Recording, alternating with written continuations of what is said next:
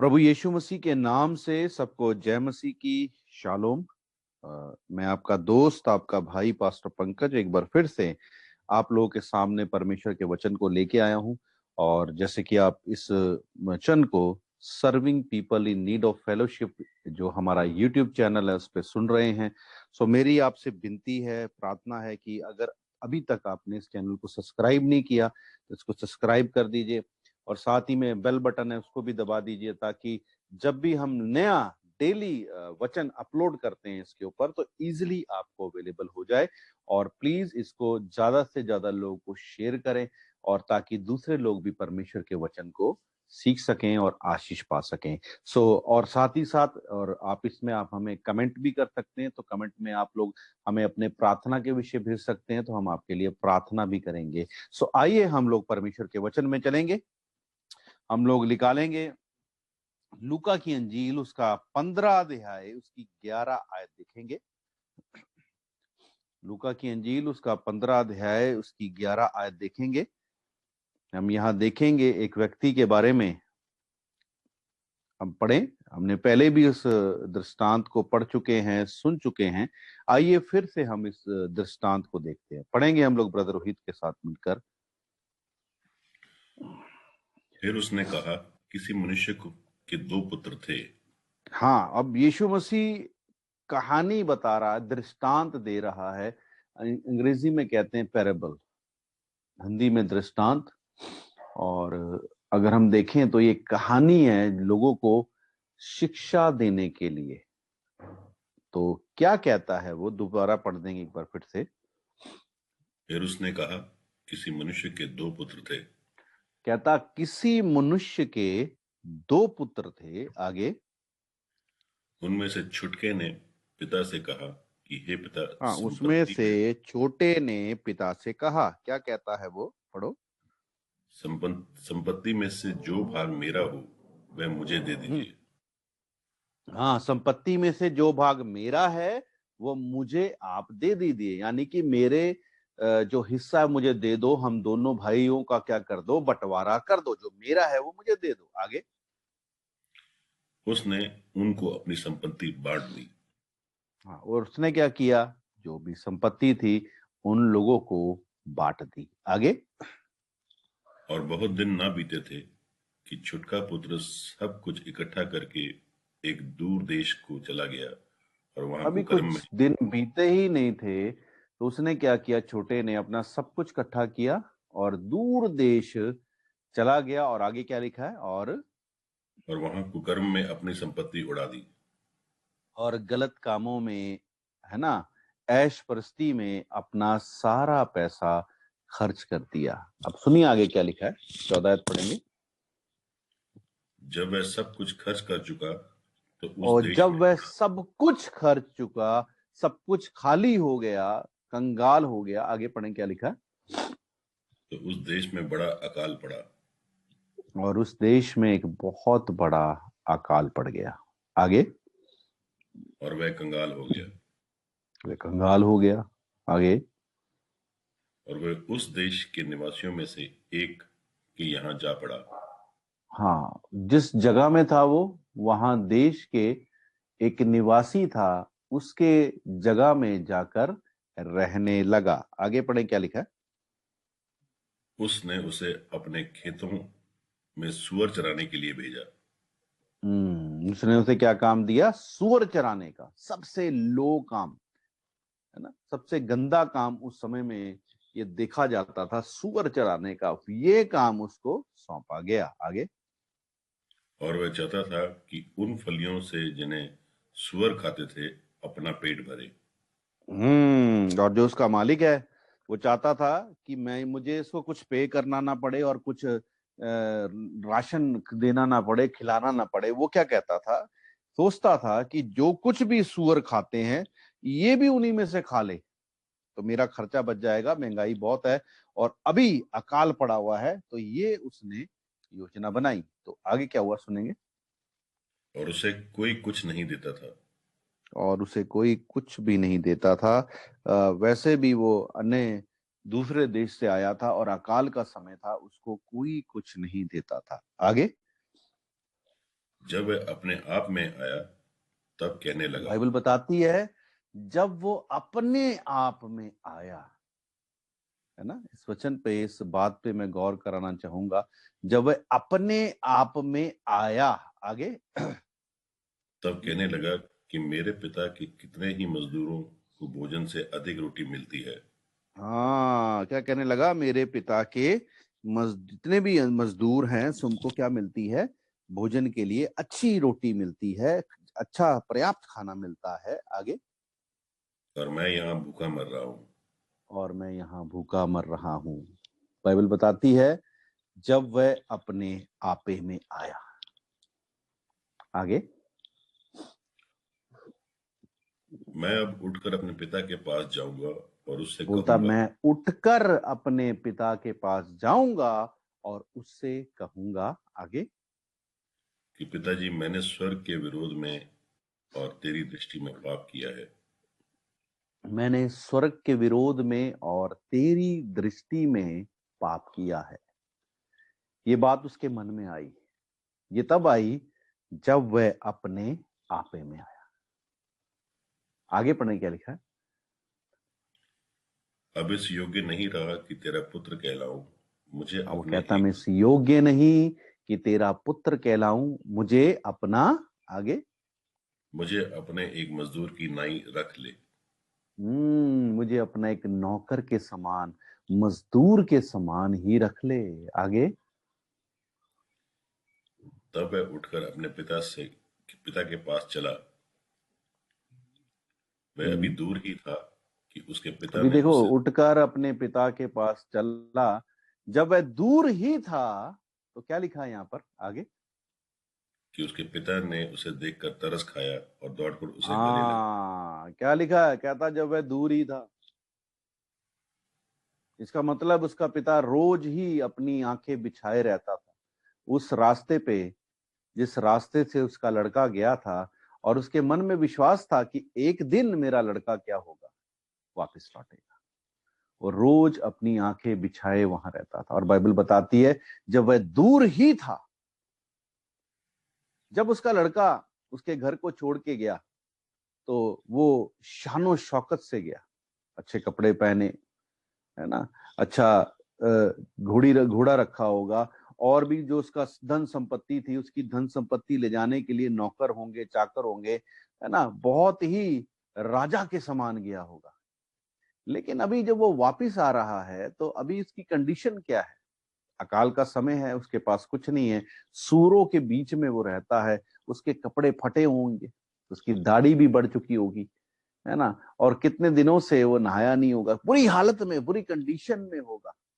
जाते वक्त तो जब वो अपने पिता के घर में रहता था तो राजा के समान रहता था, जब गया भी तो राजा के समान गया। लेकिन बड़ी ही आश्चर्य वाली बात है, सोचने वाली बात है कि उसके पिता ने उसे दूर से ही पहचान लिया। अब उसका लड़का जब आया है तो राजा के समान नहीं, एक भिखारी के समान, एक फटे हालत में वो आया है। लेकिन पिता की आंखें देखो, पिता ने उसे पहचान लिया कि ये मेरा पुत्र है। जब वो गया तो शानो शौकत से गया, अपने नौकरों के साथ गया होगा, अपनी धन संपत्ति के साथ गया। लेकिन आज जब वो वापिस आया है, वो अकेला, खाली हाथ और अकेला ही लौटा है। और उसकी जो कंडीशन है वो क्या है? बुरी है। लेकिन बाइबल बताती है उसके पिता ने उसे दूर से ही आते पहचान लिया। पिता की आंखें देखें, है ना, दूर से ही उसने उसको पहचान लिया है। तो वो क्या करता है? उसने तरस खाया, लिखा है, उसने तरस खाया। और आगे क्या लिखा है, पढ़ेंगे? तरस खाया और दौड़कर उसे गले लगाया और बहुत चूमा। और दौड़कर उसे गले लगाया और उसे बहुत चूमा। जब वो वापिस आया, फटी हालत में आया, सूअरों के बीच में रहता था, है ना, सूअरों के बीच में वो रहता था। और सूअरों के अंदर कितनी बदबू, कितनी गंदगी, आपको पता, सूअर गंदगी खाते हैं, गंदगी में रहते हैं वो लोग। लेकिन जब वो वापिस आया है तो उसके शरीर से भी गंध आ रही होगी, बदबू आ रही होगी, फटे कपड़े, फटी हालत, मैल ही मैल से वो भरा हुआ। लेकिन उसके पिता ने उस पर तरस खाया और बाइबल बताती है उसे गले लगाया और बहुत ज्यादा चूमा। पिता का प्रेम देखिए, उसने कितना उसको चूमा। आगे पढ़े क्या लिखा है। पुत्र ने उससे कहा, पिताजी, मैंने स्वर्ग के विरुद्ध में और तेरी दृष्टि में पाप किया है। मैंने स्वर्ग के विरुद्ध में और तेरी दृष्टि में पाप किया है। उसने इस बात का अंगीकार किया, क्योंकि अब जब पुत्र वापस आया है तो अब वो दीन होकर, हम्बल होकर वापस आया। और बड़ी ही मजेदार बात है यहां जब वो लिखा है, कहता जब वह अपने आपे में आया। आज हम लोग परमेश्वर का वचन लोगों को सुनाते हैं, है ना, अपने रिश्तेदारों को, अपने पड़ोसियों को, अपने चाहने वालों को, जिनकी बहुत बुरी हालत है। हम उनको परमेश्वर का वचन सुनाते हैं, लेकिन वो ऊपर ऊपर से ही हाँ हाँ हाँ हाँ हाँ हाँ करते रहते हैं। लेकिन ये जो उजाड़ू पुत्र की कहानी है, अगर हम इसको देखें तो ये एक विश्वासी की कहानी के अनुसार मुझे लगती है, एक उस व्यक्ति के अनुसार जो परमेश्वर को जानता है, वो पिता को जानता है। इस कहानी में पिता कौन है, परमेश्वर के बारे में जिक्र कर रहा है। वो परमेश्वर को जानता है और वो अपने कामों में, अपनी बातों में, अपनी ऐश परस्ती में इतना ज्यादा लौलीन हो गया है, इतना ज्यादा क्या बोलेंगे, खो गया है कि वो परमेश्वर को ही भूल बैठा है। परमेश्वर से ही उसने आशीष हो पाई, जैसे उस व्यक्ति ने, है ना, अपने पिता से ही धन संपत्ति पाई थी। सेम वे आज हमने परमेश्वर से सब कुछ पाया। परमेश्वर ने हमें सब कुछ दिया और हम परमेश्वर को ही भूल बैठे। उजाड़ू पुत्र परमेश्वर अपने पिता से सब कुछ पाकर दूर देश में जाकर बस गया और अपना धन संपत्ति, अपना समय ऐश प्रस्ती में, गलत कामों में लगा दिया। आज हमने भी परमेश्वर से आशीष पाकर, बरकत पाकर खुदा से दूर हुए बैठे हैं और अपना समय, अपना पैसा, अपनी चीजें हम किस में लगाते हैं, ऐश प्रस्ती में। अपने समय अपने तरीके से जीते हैं, ऐश प्रस्ती से जीते हैं, सब कुछ अपने तरीके से करते हैं। लेकिन बाइबल बताती है जब वह अपने आपे में आया। आज हम लोगों को वचन सुनाते, हो सकता है कि आपके परिवार में कोई ऐसा व्यक्ति है जिसको परमेश्वर ने आशीष दी और परमेश्वर को ही भूल बैठा है, और आप उसको प्रभु का वचन बता रहे हैं, वो नहीं सुन रहा, नहीं सुन रहा, नहीं सुन रहा, उसने अपने मन को कठोर कर लिया है।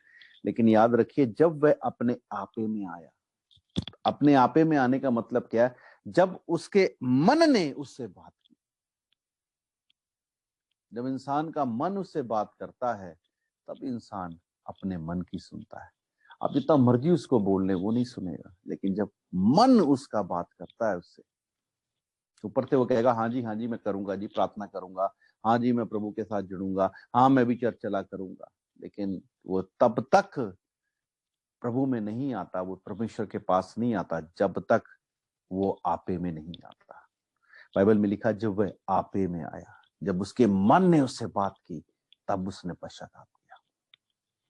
और जब वो वापस लौटता है तो बड़ी ही मजेदार बात है, उसका पिता उसे दूर से आते ही पहचान लेता है। और पिता का प्रेम देखिए, पिता ने उसको क्या किया है, गले लगाया है, चूमा है ना। अगर हमारा बच्चा या हमारा रिश्तेदार हमारे साथ गलत करे और दूर चला जाए और कुछ समय बाद वो तकलीफ में है, प्रॉब्लम में है, वापिस हमारे पास लौटे हमसे मदद मांगने के लिए, हम तो भाई ताने मार मार के उसको मार देते। आ गया तू हुन है हुन ते बड़ा तो मुंह चक के गया सी, तुम तो बड़ा अकड़ दिखाई थी, तू तो बड़ी अकड़ दिखा के गया था, आ गया निकल गई तेरी अकड़। पहले तो हम ताने मारते हैं, फिर बाद में सोचते हैं मदद करनी कि नहीं करनी। लेकिन यहाँ कितनी अच्छी बात है कि उसके पिता ने उसको ना तो कोई ताना मारा, ना ही कुछ ऐसी बात उसको कही। बाइबल बताती है उसने उसे गले लगाया और चूमा, बहुत चूमा उसको। आगे पढ़े क्या लिखा है, चूमने के बाद क्या कहता है वो, पढ़िए।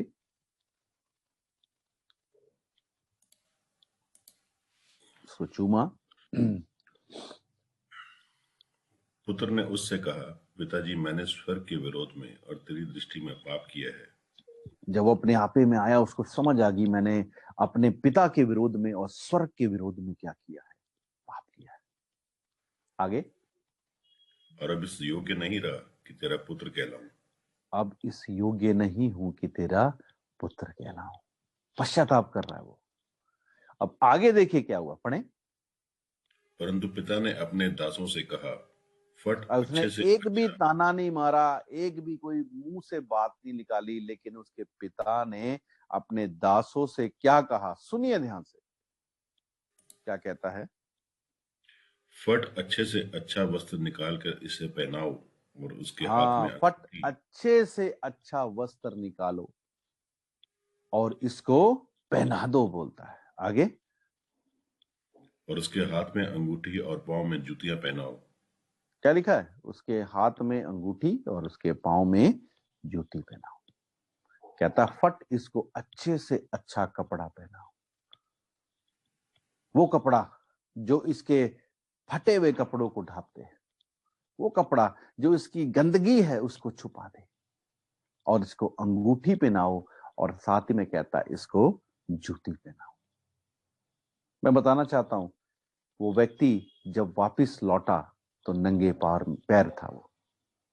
यह तो राजा के समान था, लेकिन आज जब लौटा है वो एक गुलाम था, है ना, और एक नौकर के समान था। और मैं बता दूं, उस समय में जो नौकर होते थे, गुलाम होते थे, उनको जूती पहनने का अधिकार नहीं होता था, उनको नंगे पैर रहना होता था। या तो जूती पहन के था, लेकिन लौटा कैसे है, गुलाम बनकर, नौकर बनकर। उसके पिता ने कहा सबसे पहले इसको अच्छे से अच्छा कपड़ा पहनाओ, जो इसकी गंदगी को, है ना, जो इसकी क्या बोलेंगे, जो इसकी गंदगी है, जो जो इसके अंदर क्या बोलते हैं, जो इसकी फटी हालत को दिखाता है, उसको ढांप दिया जाए। तो पहले उसको कपड़ा पहनाया गया जो उसकी बदन को, जो उसकी गंदगी को ढांपता था। बाइबल बताती है वो धार्मिकता की झिलम है। उसके पिता ने, यानी कि परमेश्वर ने, हमें सबसे पहले हमारी गंदगी को ढांप दिया। हमारी गंदगी को ढांपने के लिए उसने हमें धार्मिकता के वस्त्र पहनाए हैं, और उस धार्मिकता के, हमारी गंदगी को, हमारे पापों को ढांपने के लिए यीशु मसीह के लहू के द्वारा हमें वस्त्र पहनाए गए। उसका लहू हमें सब पापों से ढांप देता है। और उसके बाद बाइबल बताती उसे अंगूठी पहनाई गई। अंगूठी किसको दिखाती है, अधिकार को, अथॉरिटी को दिखाती है। उस समय में जो राजा लोग थे वो अंगूठी पहनते थे, और अंगूठी के द्वारा ही क्या करते थे, वहां मोर का काम करती थी, वो स्टैंप का काम करती थी। अगर राजा ने कोई लेटर निकाला है तो उसके ऊपर स्टैंप लगती थी, तो वो अंगूठी ही स्टैंप का काम करती थी और अधिकार को दिखाती थी। तो यहां पर पहले तो उसके अच्छे से अच्छे कपड़े पहनाए गए, और दूसरी बात क्या लिखा है, उसको अंगूठी पहनाएगी। और अंगूठी किसको दिखाती है, अथॉरिटी को, अधिकार, अधिकार मिल गया उसको दोबारा से। उस घर में, पिता के घर में उसको फिर से अथॉरिटी मिल गई। हालांकि वो अपना सब कुछ लौटा के आया था, लेकिन उसके पिता ने उसे फिर से अधिकार दिया। और तीसरी बात क्या की, वो गुलाम, नौकर बन गया था, लेकिन उसके पिता ने उसे फिर से जूतियों को पहना दिया। जूती किसको दिखाती है, जूती ये दिखाती है कि ये भी क्या है, अधिकारी है, ये भी अब अधिकार प्राप्त करा हुआ व्यक्ति है। सो आगे क्या लिखा है, पढ़ेंगे।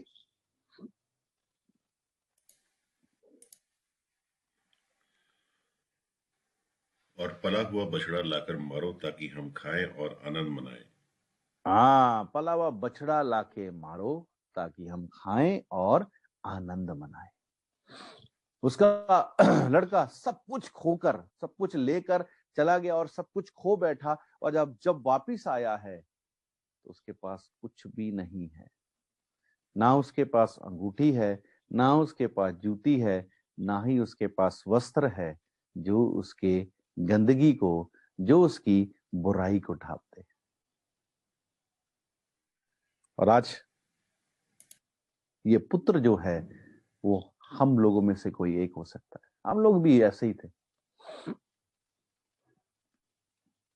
जब हम अपने आपे में आए और जब हमने पश्चाताप किया, जब हम परमेश्वर के पास लौटे, तो परमेश्वर ने हमें धार्मिकता के वस्त्र पहनाए, जो प्रभु यीशु मसीह के लहू के द्वारा हमें पहनाए जाते हैं, जो हमारे पापों को ढांप देते हैं। और उसके बाद उसने हमें अंगूठी दी। अंगूठी किसको देती है? अधिकार को। बाइबल में लिखा, जो कोई यीशु मसीह पे विश्वास करता है वो परमेश्वर की संतान है। संतान का मतलब क्या है? वारिस है, अधिकारी है। तो अंगूठी पहनाई। और तीसरी बात क्या? जूती किसको दिखाती है? जूतियां जो है वो सुसमाचार को दिखाती है, कि हमें सुसमाचार को, खुशखबरी को जाकर लोगों को बताना है। और उसके पिता ने फिर क्या किया? फिर बोला, जाओ एक अच्छा सा बछड़ा ले आओ, काटो, ताकि हम लोग मिलकर क्या करें? आनंद मनाएं। वहां बछड़ा काटा गया और आगे देखिए क्या हुआ, सुनिए ध्यान से। क्योंकि मेरा ये पुत्र मर गया था, फिर जी गया है। हाँ, मेरा पुत्र मर गया था, अब क्या है? जी उठा है। बाइबल बताती है, जब एक व्यक्ति धरती पे तौबा करता है, लौटकर परमेश्वर के पास आता है, तो आपको पता है स्वर्ग में जश्न मनाया जाता है।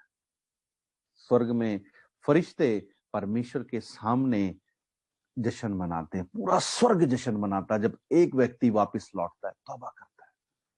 तो यहां पे जश्न मनाया जा रहा है, क्योंकि वो कहता है मेरा लड़का जो मर गया था अब वो जी उठा है, वो दोबारा वापस आ गया है। अभी देखिए आगे क्या लिखा है, पढ़े। जब ये सब कुछ हो ही रहा है तो आगे क्या हुआ, सुनिएगा ध्यान से। खो गया था, अब मिल गया है। हाँ, खो गया था अब मिल गया बोलता है। पहले मर गया था, अब जी उठा है। खो गया था, मिल गया है। आगे पढ़े क्या लिखा है। और वह आनंद करने लगे। अब है आनंद करने लगे। अभी वो आनंद ही कर रहे हैं, तो आगे क्या लिखा, पढ़ेंगे, पढ़ दीजिए। परंतु उसका जेठ पुत्र खेत में था। हाँ, जो उसका बड़ा लड़का है, दो लड़के थे ना, ये छोटा वाला गया था छोड़ के। अब उसका जो बड़ा लड़का है वो खेत में था, है ना, काम पे था वो। पिता का वफादार था वो, पिता को छोड़ के नहीं गया, पिता के साथ साथ रहता था, पिता की मदद करता था। और बाइबल बताती है वो खेत में था। तो आगे पढ़े क्या लिखा है। खेत में था। और जब वह आते हुए घर के निकट पहुंचा, हाँ, जब वह तो आते उससे हुए घर के निकट पहुंचा, तो उसने गाने बजाने और नाचने वालों का क्या किया है? शब्द सुना है।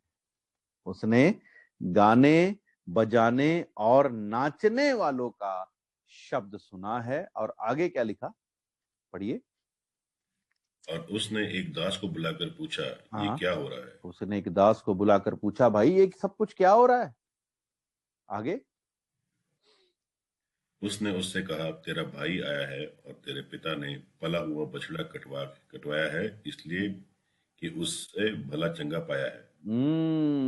उसने सारी कहानी बताई। भाई, तेरा भाई वापस आया है और तेरे पिता ने एक पला हुआ बछड़ा कटवाया है, क्योंकि वह भला चंगा आया है। आगे। यह सुनकर वह क्रोध से भर गया और तो भीतर जाना ना सुनते चाहा। ही वो गुस्से से भर गया और उसने अंदर जाना ना चाहा। आगे।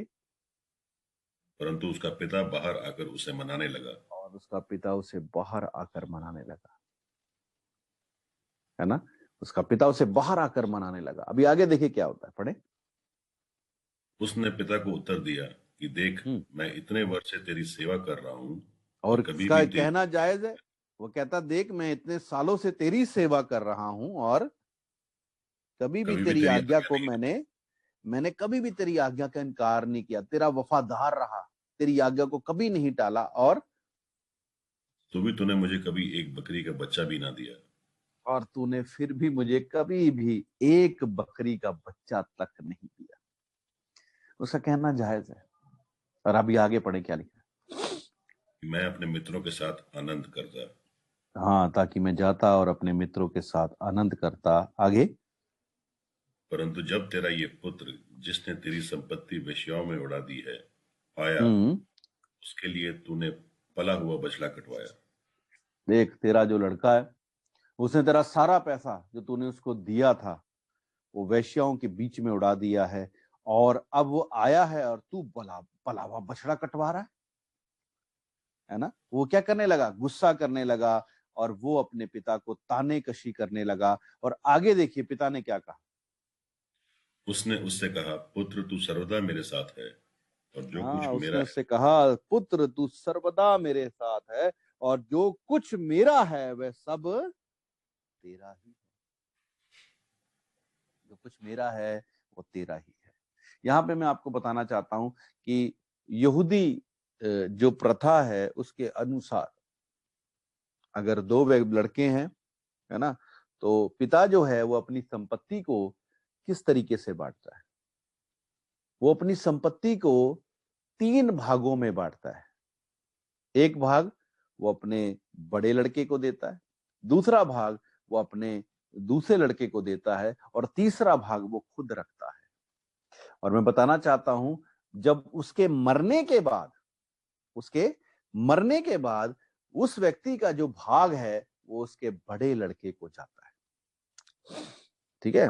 तो यहूदी जो लोग हैं वो ऐसे धन संपत्ति को बांटते हैं। उनका ऐसे कायदा कानून है कि पिता जो है वो 3 पार्ट्स में अपनी संपत्ति को बांटता है। पहला लड़के को देता है, दूसरा लड़के को दिया जाता है, दूसरे वाले लड़के को दिया जाता है और तीसरा जो है वो खुद रखता है। लेकिन उसके मरने के बाद उसके उसका जो भाग है उसके बड़े लड़के के पास जाता है और उसका पिता उसको अश्योरेंस दे रहा है कि जो कुछ मेरा है वो मैं तुझे ही दूंगा।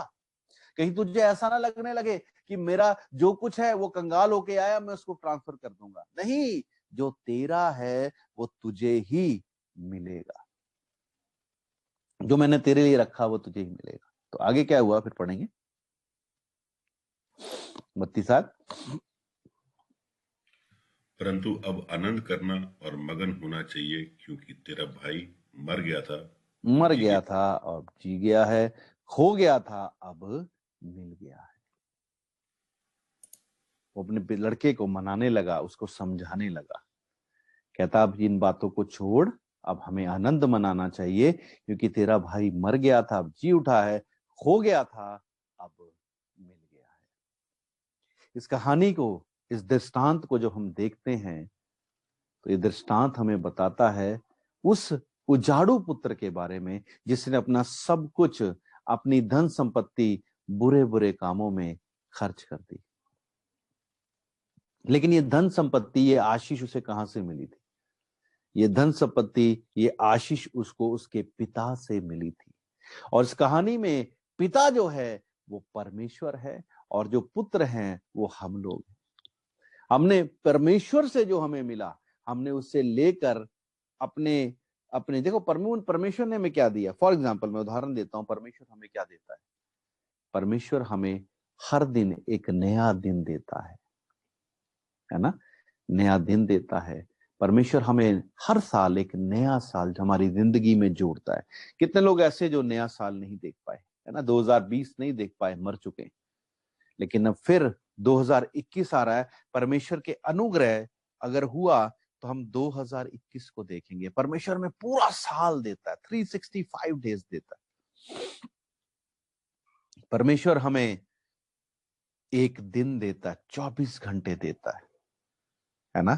लेकिन हम लोग क्या करते हैं, उस पूरे साल को और या इस पूरे दिन को, 24 घंटे को, जैसे उजाड़ू पुत्र ने अपना समय, अपना संपत्ति फालतू कामों में, व्यर्थ के कामों में उजाड़ दिया, हम लोग भी अपना समय ऐसे ही बर्बाद कर देते हैं। जो अपना कीमती समय है वो हम अपनी घूमने फिरने में, ऐश परस्ती में, रिश्तेदारियों में खर्च कर देते हैं। दूसरी बात, परमेश्वर हमें पैसा देता है, वो हमें पैसे की आशीष देता है। वो पैसा हम किस में खर्च करते हैं? इधर घूम लिया, उधर चले गए, इधर खा लिया, उधर पी लिए, उन बातों में खर्च कर देते हैं। और परमेश्वर जो है वो हमें ये सब कुछ देता है और हम परमेश्वर को भूल बैठते हैं। हम रोज उजाड़ू पुत्र बनते हैं।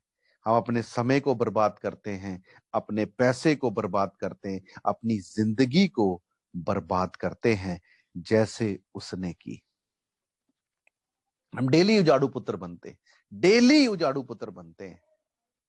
पर बाइबल बताती है जब उसका सब कुछ खत्म हो गया, जब सब कुछ लुट गया, बाइबल बताती है वो सूअरों में जाकर उनको चराने लगा और जो कुछ सूअर खाते थे वो खाता था।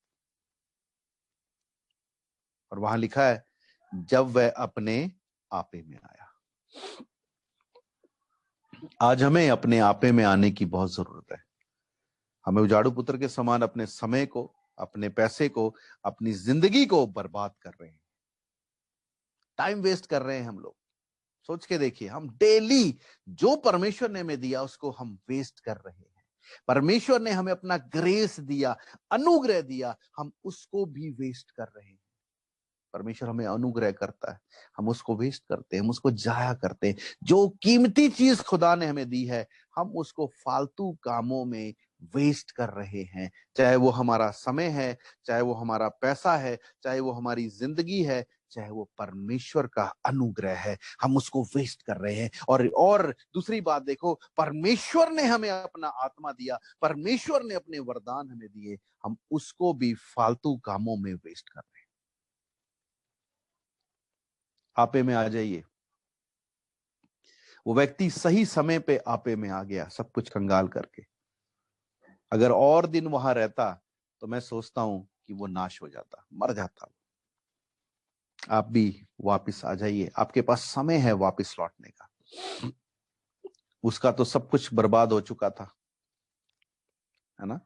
तो यहां पर कुछ कुछ बर्बाद हो चुका है, सब कुछ बर्बाद ना हो जाए, समय निकल ना जाए।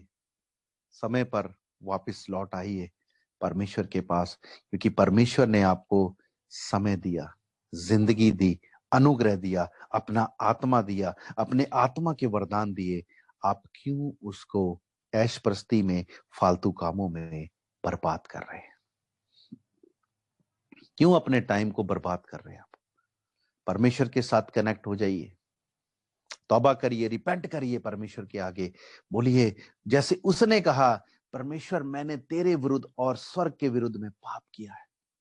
सो परमेश्वर से कहे, प्रभु मैंने अपना सारा समय फालतू कामों में बर्बाद कर दिया, तूने मुझे पैसे की आशीष दी, मैंने उसे भी वेस्ट कर दिया प्रभु। अपनी जिंदगी को मैंने फालतू कामों वेस्ट कर दिया प्रभु। लेकिन अब मैं तेरे पास आऊंगा पिता, और तुझसे प्रार्थना करूंगा कि प्रभु मुझे माफ कर दे, मुझे माफ कर दे प्रभु, मुझे माफ कर दे परमेश्वर। मैं सच बता रहा हूं, वो परमेश्वर आपको कोई भी ताना नहीं देगा, कोई भी ऐसी बात नहीं कहेगा, और उल्टा वो आपको धार्मिकता के कपड़े पहनाएगा जो प्रभु यीशु के लहू के द्वारा दिए जाते हैं, और आपको अंगूठी देगा। अंगूठी किसको दिखाती है? अधिकार को देती है। और तीसरी चीज, उसने आपको सुसमाचार की जूती पहनाएगा, ताकि आप प्रभु यीशु मसीह के बारे में जाकर लोगों को बताएं। सुसमाचार की तैयारी की जूते। समय को बर्बाद ना करें, समय को वेस्ट ना करें।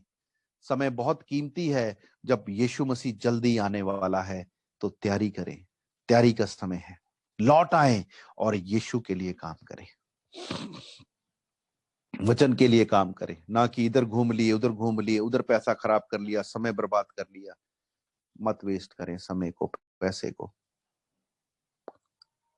बाइबल कहती है अपने धन को वहां जमा करें ना जहां पे ना तो कीड़ा लगता है, ना चोर चोरी करता है, वो परमेश्वर का राज्य है। अपने समय को भी वहां इन्वेस्ट करें, अपने पैसे को भी वहां इन्वेस्ट करें, अपनी जिंदगी को भी वहां इन्वेस्ट करें। याद रखिएगा, आप खुदा के राज्य में अपने समय को, अपनी जिंदगी को, अपने पैसे को इन्वेस्ट करेंगे, बोएंगे, तो वहां से 100% आपको आशीष आने वाली है, 100% वहां से रिटर्न आने वाला है। लेकिन अगर आप दुनियादारी में अपने पैसे को, अपने समय को, अपनी जिंदगी को लगाएंगे, तो यहाँ कुछ भी नहीं आने वाला, यहाँ कुछ आने वाला नहीं। क्योंकि जो अपने शरीर के लिए बोता है, जो वह अपने शरीर के द्वारा शरीर के लिए बोता है, अपना पैसा शरीर के कामों के लिए, अपना समय, अपनी जिंदगी शरीर के कामों में बोता है, यानी बोने का मतलब वेस्ट करता है, तो वह शरीर के द्वारा विनाश की कटनी काटेगा। वह शरीर के द्वारा विनाश की कटनी काटेगा। लेकिन आगे क्या लिखा है? और जो आत्मा के लिए बोता है, और जो आत्मा के लिए बोता है, चाहे अपने समय को, अपने पैसे को, अपनी जिंदगी को, वो वह आत्मा के द्वारा अनंत जीवन की कटनी काटेगा। वह आत्मा के द्वारा अनंत जीवन की कटनी काटेगा। आप क्या काटना चाहते हैं? उजाड़ू पुत्र ने अपना सब कुछ बर्बाद कर दिया, लेकिन वो समय पे लौट आया। लेकिन आज अगर आप अपने समय को, अपने पैसे को, अपनी जिंदगी को वेस्ट कर रहे हैं, तो मैं क्षमा चाहूंगा, वापिस आ जाएं, नहीं तो आप विनाश की कटनी को काटेंगे। अगर आप चाहते हैं अनंत काल के जीवन की कटनी काटें, तो वापिस लौट आए उस उजाड़ू पुत्र के समान। आज परमेश्वर अपनी बाहें फैलाए आपके लिए खड़ा है। वो वेट कर रहा है। वो रोज अपनी आंखें बिछाए रखता था सड़क पे कि जिस मार्ग से मेरा लड़का गया, एक दिन वहां से लौट के आएगा। और एक दिन आया जब उसका लड़का लौट आया। वो तब लौट के आया जब वो अपने आपे में आया। आज अपने आपे में आ जाएं, लौट आए वापस, और परमेश्वर के साथ वफादारी के साथ जुड़ जाएं। मैं सच कहता हूं, जब आप परमेश्वर के साथ जुड़ेंगे, उसके पिता ने उसे सब कुछ दे दिया। उसको सब कुछ दिया, सब कुछ मिल गया। अगर आज आप लौट कर आएंगे, आपको भी सब कुछ मिल जाएगा। धन संपत्ति वो मिलेगी, और साथ ही साथ में आपको धार्मिकता मिलेगी, आपको अंगूठी अधिकार मिलेगा, और सुसमाचार की सेवा मिलेगी। सो लौट आए, समय को बर्बाद ना करें। यीशु जल्दी आने वाला है। अपने आप को तैयार कर ले। कहीं ऐसा ना हो कि वो आए और हम लोग निकम्मे ठहरें, वो हमें ही छोड़कर चला जाए।